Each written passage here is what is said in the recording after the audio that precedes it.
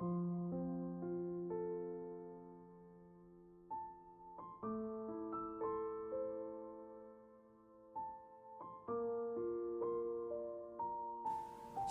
Bapak Ibu, Saudara-saudara yang terkasih dalam nama Tuhan kita Yesus Kristus. Apa kabar Bapak Ibu Jemaat Gestia Talitakum?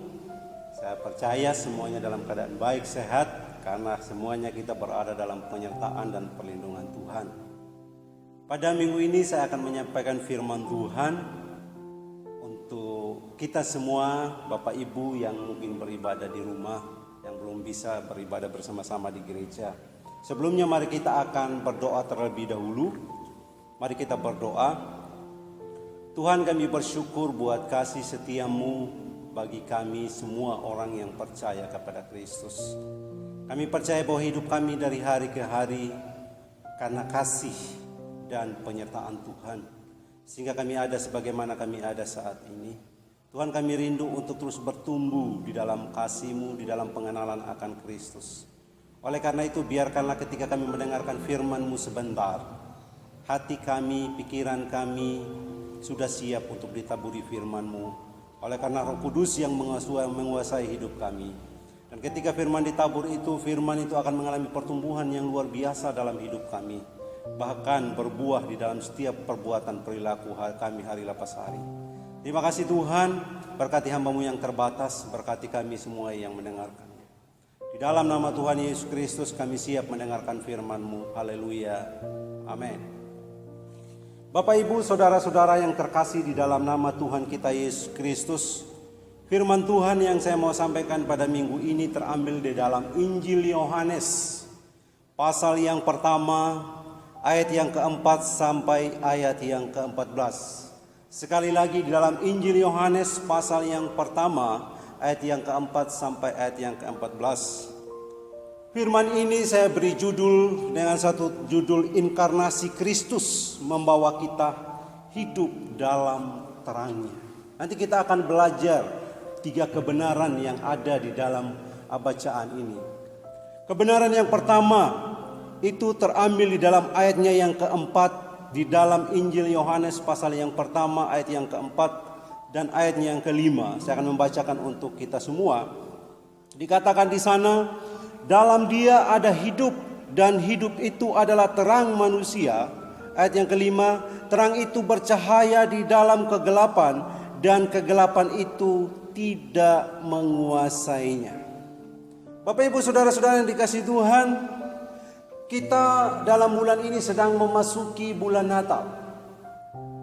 Artinya kita berbicara bagaimana Kristus telah turun ke dunia untuk menyelamatkan manusia. Jadi di dalam inkarnasi Kristus itu kita melihat bahwa Dia membawa kita hidup di dalam terangnya. Jadi poin yang pertama, bagaimana inkarnasi Kristus itu membawa kita hidup dalam terangnya adalah bahwa Kristus sumber terang manusia.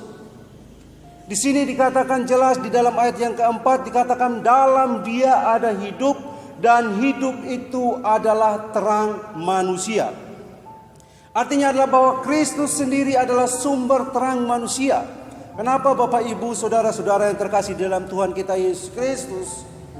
Di dalam ayat pasal pertama, ayat yang pertama jelas di sana dikatakan pada mulanya adalah firman. Firman itu bersama-sama dengan Allah dan firman itu adalah Allah. Ayat yang kedua, ia pada mulanya bersama-sama dengan Allah. Artinya bahwa Kristus itu adalah sumber terang manusia, karena Kristus itu sendiri yang berinkarnasi adalah pribadi Allah sendiri. Artinya adalah bahwa Allah sendirilah yang berinkarnasi menjadi manusia di tengah-tengah dunia ini. Makanya di ayat yang ke-14 di situ dikatakan firman itu telah menjadi manusia dan diam di antara kita. Bapak Ibu saudara-saudara yang dikasihi Tuhan, Injil ini dilatar belakangi oleh pemahaman Yohanes atau Rasul Yohanes tentang konsep firman di dalam pemahaman Yahudi. Mereka mengambil istilah firman atau memra yang tertulis di dalam Targum Aramaik. Jadi ketika Rasul Yohanes mengatakan bahwa pada mulanya adalah firman, firman itu bersama-sama dengan Allah dan firman itu adalah Allah, itu menyatakan bagaimana orang Yahudi memahami tentang firman, bahwa apa yang disampaikan oleh firman sama dengan apa yang disampaikan oleh Allah. Apa yang dikerjakan oleh firman sama dengan apa yang dikerjakan oleh Allah. Artinya bahwa di dalam memra pemahaman orang Yahudi, apa yang dilakukan oleh firman itu menjadi satu dengan apa yang dilakukan oleh Allah. Sehingga antara firman dengan Allah memang bisa dibedakan, tetapi tidak bisa dipisahkan antara satu dengan yang lainnya. Karena firman itu ada di dalam diri Allah. Makanya ketika Yohanes berkata bahwa yang berinkarnasi itu adalah Allah sendiri yang menjadi manusia, ini menjadi keyakinan kita bersama orang percaya bahwa Allah sendiri yang telah turun ke dunia menjadi manusia dan diam di antara kita. Jadi tidak bisa dipisahkan. Allah sendiri, firman sendiri tidak bisa. Makanya ditegaskan lagi di dalam ayatnya yang ketiga, di sana dijelaskan di dalam Injil Yohanes pasal yang pertama ayat yang ketiga, segala sesuatu dijadikan oleh Dia dan tanpa Dia tidak ada satupun yang telah terjadi dari segala sesuatu, dari segala yang telah dijadikan. Luar biasa Bapak Ibu saudara-saudara yang dikasihi Tuhan. Artinya firman itu yang menjadi manusia, Dia yang telah menciptakan dunia ini. Dan jelas dikatakan oleh Rasul Yohanes di sini adalah bahwa tanpa Dia tidak ada suatu pun yang telah jadi dari segala yang telah dijadikan. Bapak Ibu yang dikasihi Tuhan, kita sangat percaya Kristus itu adalah sumber terang manusia, merupakan sebuah kebenaran yang kita yakini, yang kita imani. Karena apa? Karena Allah sendiri yang telah turun ke dunia untuk menjadi manusia. Allah sendirilah yang telah menciptakan hidup bagi manusia. Allah sendirilah yang memberikan hidup kepada manusia. Bapak Ibu saudara-saudara yang dikasihi Tuhan, kita sungguh bersyukur bahwa setiap momen Natal kembali mengingatkan kita bahwa kita adalah pribadi yang sudah menerima terang itu. Sehingga kita bisa dikatakan kita adalah anak-anak terang. Kebenaran pertama sekali lagi saya ingatkan di dalam ayat ini dikatakan bahwa Kristus sumber terang manusia. Ia adalah pencipta dunia serta segala isinya dan memberi hidup bagi ciptaannya. Artinya Bapak Ibu saudara-saudara yang dikasihi Tuhan, bahwa kita yang diciptakan oleh Allah, yang diciptakan oleh Kristus atau firman itu, hidup kita bergantung sepenuhnya kepadanya. Hidup kita, napas hidup kita ditopang olehnya. Dan di dalam peristiwa Natal kita kembali diingatkan bahwa Dia ketika berinkarnasi, Dia datang membawa hidup. Bukan dikatakan firman Tuhan di dalam Dia ada hidup, artinya bukan melalui Dia. Bahwa hidup itu bukan hanya sekedar melalui Kristus, yang seperti yang dikatakan banyak orang, Dia hanya sekedar nabi, Dia hanya sekedar pengantara. Tetapi firman ini jelas katakan ayat yang keempat, di dalam Dia ada hidup. Artinya adalah bahwa Dialah hidup itu sendiri. Dialah Allah itu sendiri yang menjadi manusia. Sehingga dengan demikian kita sangat percaya bahwa Dia sungguh-sungguh Allah yang mampu memberikan hidup kepada kita, dan yang sungguh-sungguh menjamin bahwa pasti kita akan menerima hidup yang kekal. Bapak Ibu saudara-saudara yang terkasih dalam nama Tuhan kita Yesus Kristus, ketika Dia menciptakan dunia, Dia menciptakan manusia untuk kehidupan sementara. Tetapi ketika Dia datang di dalam inkarnasinya sebagai anak manusia, Dia datang, firman Tuhan katakan bahwa Dia datang memberi terang. Di dalam Dia ada hidup, dan hidup itu adalah terang manusia. Artinya kata terang berbicara tentang kehidupan kebenaran Allah yang harus dihidupi. Sedangkan di dalam kitab suci dikatakan bahwa kegelapan berbicara tentang perbuatan-perbuatan jahat yang dilakukan oleh manusia. Bukan kegelapan itu malam, atau terang itu siang seperti siang hari atau malam hari, tapi berbicara tentang perbuatan kebenaran, yaitu terang, dan kegelapan berbicara tentang perbuatan-perbuatan di dalam dosa. Jadi manusia begitu bobroknya moralnya, sehingga manusia tidak sadar bahwa dia sudah begitu jauh tenggelam di dalam dosa. Dia begitu jauh hidup di dalam perbuatan-perbuatan yang gelap. Maka Allah sendiri mencari cara dan memberikan cara bahwa dia sendiri yang harus turun ke dalam dunia untuk menerangi manusia. Supaya apa? Supaya manusia sadar bahwa dia sebenarnya sudah tidak berada pada jalur kebenaran Allah. Supaya manusia sadar bahwa dirinya ini adalah orang yang berdosa dan dia perlu terang itu, dia butuh terang itu untuk mengusir segala perbuatan-perbuatannya di dalam kegelapan. Makanya firman Tuhan katakan di ayat yang keempat, di situ sangat jelas sekali. Di situ dikatakan bahwa terang itu, di situ dikatakan di ayat yang keempat, ayatnya yang kelima, terang itu bercahaya di dalam kegelapan dan kegelapan itu tidak menguasainya. Bapak ibu saudara-saudara yang dikasihi Tuhan, hanya terang Kristus yang mampu mengusir perbuatan-perbuatan kita dalam gelap. Hanya terang Kristus yang mampu membuat kita kembali kepada kebenaran Allah.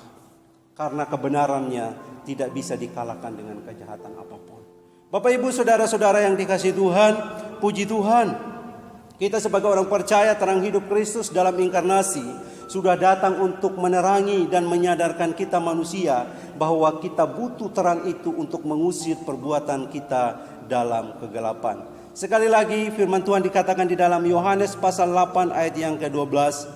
Injil Yohanes pasal yang ke-8 ayat yang ke-12 dikatakan, maka Yesus berkata pula kepada orang banyak katanya, Akulah terang dunia, barang siapa mengikut aku, ia tidak akan berjalan dalam kegelapan, melainkan ia akan mempunyai terang hidup.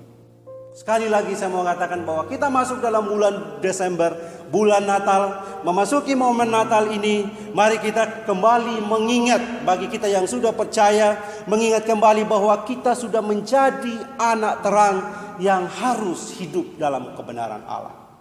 Bagi saudara-saudara yang belum terima Tuhan Yesus, saya mau katakan momen Natal pakai untuk menerima terang dari Kristus. Itu kebenaran yang pertama yang saya mau sampaikan pada bagian ini.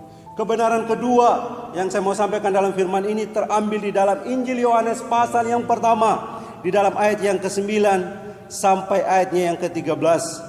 Ayat yang ke-9 sampai ayat yang ke-13 saya akan membacakan untuk kita semua. Terang yang sesungguhnya yang menerangi setiap orang sedang datang ke dalam dunia. Ayat yang ke-10, ia telah ada di dalam dunia dan dunia dijadikan olehnya, tetapi dunia tidak mengenalnya. Ayat yang ke-11, ia datang kepada milik kepunyaannya, tetapi orang-orang kepunyaannya itu tidak menerimanya. Ayat 12, tetapi semua orang yang menerimanya diberinya kuasa supaya menjadi anak-anak Allah, yaitu mereka yang percaya dalam namanya. Kebenaran yang kedua adalah bahwa terang hidupnya atau terang hidup Kristus itu mengubah kita menjadi anaknya. Biasa Bapak Ibu, kita disebut sebagai anak Allah. Artinya disebut anak di sini bukan jelas di ayat yang 13 dikatakan orang-orang yang diperanakan bukan dari darah atau daging, bukan pula secara jasmani oleh keinginan seorang laki-laki, melainkan dari Allah. Jadi setiap kita yang menerima Kristus Yesus sebagai Tuhan dan Juru Selamat, sebagai sumber terang kita, dan kita membuat komitmen untuk hidup secara penuh di dalam kebenaran Allah, firman Tuhan katakan bahwa terang hidupnya itu telah mengubah kita menjadi anak-anaknya. Wow, luar biasa Bapak Ibu Saudara-saudara dikasih Tuhan. Jadi menjadi anak Allah sebenarnya bukan hanya sekedar kita terima di dalam mulut bahwa Yesus Kristus adalah Tuhan dan Juru Selamat, tetapi harus ditunjukkan di dalam perbuatan-perbuatan kebenaran. Karena ketika Kristus datang sebagai terang hidup, dan terangnya itu dan hidupnya itu adalah terang manusia, Dia mau mengembalikan kita supaya kita hidup di dalam kebenaran. Jadi kalau kita sudah dijadikan anak Allah, maka kita pun harus otomatis hidup di dalam kebenaran Allah, tidak lagi hidup menurut daging. Karena firman Tuhan di sini jelas dikatakan bahwa kita diperanakan bukan dari darah dan daging, sehingga kita harus hidup menurut daging, tetapi kita diperanakan dari Allah, atau kita dilahirkan dari roh. Oleh karena itu Bapak Ibu saudara-saudara yang terkasih di dalam nama Tuhan kita Yesus Kristus, sekali lagi saya baca di dalam Roma pasal 8 ayat yang ke-14. Di situ dikatakan, Roma pasal 8 ayat yang ke-14, semua orang yang dipimpin roh Allah adalah anak Allah. Ayat yang ke-15, sebab kamu tidak menerima roh perbudakan yang membuat kamu menjadi takut lagi, tetapi kamu telah menerima roh yang menjadikan kamu anak Allah. Oleh roh itu kita berseru, ya Aba, ya Bapa. Artinya yang disebut anak Allah adalah semua orang yang hidupnya rela dipimpin oleh roh Allah, yang rela dipimpin oleh Allah sendiri untuk hidup di dalam terang. Karena Dia datang membawa hidup, dan hidupnya itu adalah terang manusia. Ini berbicara tentang hidup di dalam seluruh kebenaran Allah. Jadi setiap orang yang sudah menerima terang itu, yang menerima Yesus Kristus sebagai anak Allah, telah diubah untuk menjadi anak-anaknya, dengan satu pengertian, dengan satu harapan bahwa orang yang telah menjadi anak-anaknya itu harus hidup sepenuhnya di dalam kebenaran Allah. Firman Tuhan di dalam Roma jelas dikatakan, semua orang yang dipimpin roh Allah adalah anak Allah. Bapak Ibu saudara-saudara yang dikasihi Tuhan, saya mau membacakan bahwa kebenaran menjadi anak Allah, apa saja yang kita peroleh untuk kebenaran menjadi anak Allah. Di dalam Roma pasal 8 ayat 16 dikatakan, roh itu bersaksi bersama-sama dengan roh kita bahwa kita adalah anak-anak Allah. Dan jika kita adalah anak, perhatikan, maka kita juga adalah ahli waris.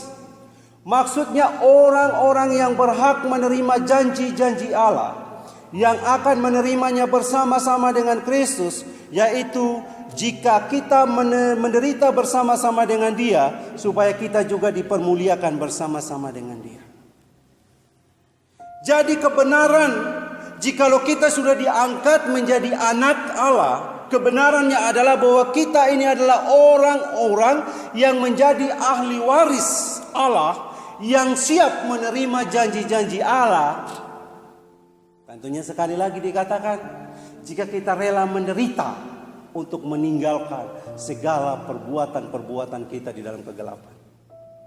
Ya memang perbuatan kita sebagai manusia jasmani dengan perbuatan roh itu bertentangan. Tetapi Tuhan mau bahwa kita hidup kita sebagai anak yang dilahirkan kembali di dalam roh. Kita harus hidup di dalam pimpinan Roh Kudus. Bapak Ibu saudara-saudara yang dikasihi Tuhan, kebenaran yang kedua, kalau yang pertama, kebenaran yang pertama menjadi anak Allah adalah kita menjadi ahli waris dan siap menerima janji-janji Allah. Kebenaran yang kedua di dalam Roma pasal 8 ayat yang ke-29 dikatakan, sebab semua orang yang dipilihnya dari semula, mereka juga ditentukannya dari semula untuk menjadi serupa dengan gambaran anaknya, supaya ia anaknya itu menjadi yang sulung di antara banyak saudara. Artinya adalah kebenarannya adalah bahwa Kristus menjadi saudara sulung yang menjadi pola atau yang menjadi model atau yang menjadi teladan hidup kita. Oh mungkin kita berkata, namanya juga kita ini manusia. Firman Tuhan kan juga sudah ngomong, memang roh itu penurut, daging lemah. Sehingga kalau kita melakukan perbuatan di dalam kelemahan kita, mungkin dosa, kegelapan, tidak masalah. Tidak Bapak Ibu saudara-saudara yang dikasihi Tuhan. Di sini jelas firman Tuhan katakan bahwa Kristus telah menjadi saudara sulung kita, yang menjadi model, yang menjadi contoh bagi kita bagaimana kita harus hidup. Kenapa? Karena Kristus sebagai anak Allah, Dia juga pada saat yang sama, Dia juga anak manusia. Artinya adalah bahwa dia harus hidup sesuai kehendak Allah, tetapi di sisi lain dia dilahirkan secara jasmani, lahir dari manusia, yang juga mungkin ada keinginan-keinginan manusiawi. Tetapi dia menjadi contoh dan teladan bagi kita bagaimana dia hidup dituntun, hidup dipimpin oleh Roh. Sekalipun dia manusia dan juga sekalipun dia anak Allah. Kita pun demikian adanya. Walaupun kita lahir secara jasmani, kita mari menjadikan Yesus Kristus sebagai model kita, sebagai contoh, sebagai teladan bagi kita bagaimana kita harus hidup menuruti Allah. Walaupun kita memang lahir dari orang tua jasmani, yang kadang-kadang memang ada kelemahan. Tetapi sekali lagi firman Tuhan, orang yang menjadi anak Allah adalah mereka yang sungguh-sungguh menerima terang itu dan hidup di dalam terang kebenaran Kristus. Karena tidak mungkin kita menjadi anak Allah jika setiap hari kita hidup di dalam perbuatan-perbuatan kegelapan atau perbuatan-perbuatan dosa. Itu kebenaran yang kedua. Kebenaran yang ketiga yang menjadi poin terakhir dari firman ini terambil di dalam ayat yang ke-6 sampai ayat yang ke-8 di dalam Injil Yohanes pasal yang pertama, ayat yang ke-6 sampai ayat yang ke-8 saya akan membacakan untuk kita semua. Datanglah seorang yang diutus Allah namanya Yohanes. Ia datang sebagai saksi untuk memberi kesaksian tentang terang itu, supaya oleh dia semuanya menjadi percaya. Sekali lagi, supaya oleh dia semua orang menjadi percaya. Ayat yang ke-8, ia bukan terang itu, tetapi ia harus memberi kesaksian tentang terang itu. Kebenaran yang ketiga dari firman Tuhan ini adalah bahwa terang hidupnya atau terang hidup Kristus itu telah memberikan kepada kita jabatan yang baru sebagai seorang saksi. Jadi orang percaya yang sudah menerima Yesus Kristus sebagai Tuhan dan Juru Selamat, yang hidupnya sudah diterangi oleh terang hidup Kristus, maka secara otomatis dia sudah memiliki posisi kedudukan yang baru atau jabatan yang baru sebagai seorang saksi. Jadi saksi itu bukan hanya sekedar kita, Pak Pendeta, saya tidak bisa dikatakan sebagai saksi karena saya belum bisa memberitakan firman Tuhan. Tidak, Bapak Ibu. Apapun keadaanmu, jikalau engkau sudah menerima Kristus sungguh-sungguh dan hidup dalam terangnya, engkau telah diubah menjadi seorang saksi atau memiliki jabatan baru sebagai saksi Kristus. Maka yang dituntut adalah bahwa kita harus hidup sesuai dengan jabatan kita. Kita harus hidup sesuai dengan posisi kita sebagai seorang saksi. Maka hidup kita ini harus menjadi saksi bagi banyak orang, baik di dalam perkataan, baik di dalam perbuatan. Oleh karena itu Bapak Ibu, saudara-saudara yang dikasihi Tuhan, kita melihat bagaimana Yohanes Pembaptis, dia memiliki kedudukan posisi sebagai seorang saksi. Tetapi kita belajar dua hal dari Yohanes Pembaptis adalah yang pertama, dia adalah seorang saksi yang rendah hati. Rendah hati dalam artian adalah dia pada zaman itu ketika dia menyaksikan terang hidup itu, Kristus itu, walaupun dia pada zaman itu begitu populer, tetapi dia mengatakan bahwa aku ini bukan Mesias. Tetapi Kristuslah Mesias. Ada dua kata yang saya sangat senang di dalam Injil Yohanes. Yohanes pasal 1 ayat yang ke-27 dia katakan, bagian B dia katakan, membuka tali kasutnya pun aku tidak layak. Ini contoh dari kerendahan hati seorang Yohanes Pembaptis. Dia katakan membuka tali kasutnya pun aku tidak layak. Yang kedua di Yohanes 3 ayat yang ke-30 dia berkata, biarlah ia harus makin besar tetapi aku harus makin kecil. Artinya bahwa saksi seperti Yohanes Pembaptis itu adalah saksi yang tidak mencuri kemuliaan Tuhan walaupun dia begitu populer pada saat itu. Saksi yang terus memberitakan, yang terus memberitakan Kristus, meninggikan Kristus. Dia mau berfokus untuk memberitakan terang itu. Dan yang kedua yang kita pelajari dari Yohanes Pembaptis adalah dia seorang yang konsisten. Konsisten artinya bahwa dia tidak pengaruh dengan hal apapun. Dia berusaha keras dengan sungguh-sungguh bahwa bahkan tidak ada satu hal pun yang menghalangi dia untuk menjadi seorang saksi. Dan bahkan sampai akhir hidupnya dia tetap memberitakan Kristus sebagai sang terang itu. Bapak Ibu saudara-saudara yang dikasihi Tuhan, sekali lagi 3 hal yang saya sampaikan pada kebenaran firman Tuhan ini adalah, yang pertama, kalau kita belajar dari Injil Yohanes pasal yang pertama sampai ayat yang ke-14, yang pertama kita belajar kebenaran bahwa inkarnasi Kristus membawa kita hidup dalam terangnya karena Kristus sumber terang manusia. Dan yang kedua adalah karena Kristus di dalam terang hidupnya itu telah mengubah kita menjadi anak Allah. Dan yang ketiga, di dalam terang hidup Kristus itu memberikan kita jabatan baru sebagai seorang saksi. Amin. Mari kita berdoa.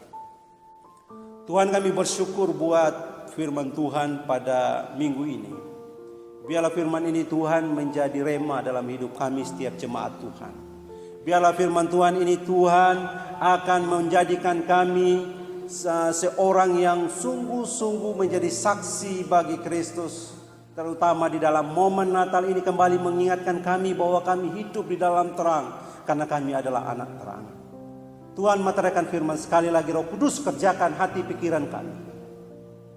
Walaupun hamba-Mu sudah berhenti menyampaikan kebenaran ini, tetapi biarlah kebenaran ini terus berbicara di dalam kehidupan setiap pendengar-Mu, terutama jemaat Gereja Talitakum, supaya firman ini terus berbicara. Dan bahkan Roh Kudus juga memberikan kemampuan kepada kami semua untuk memiliki buah di dalam perbuatan kami sehari lepas hari. Terima kasih Tuhan, kami sudah berdoa dan kami serahkan firman ini sekali lagi terus hidup dalam kehidupan kami. Di dalam nama Tuhan Yesus Kristus, Tuhan dan Juru Selamat kami yang hidup, kami sudah berdoa pada Engkau. Haleluya. Amin.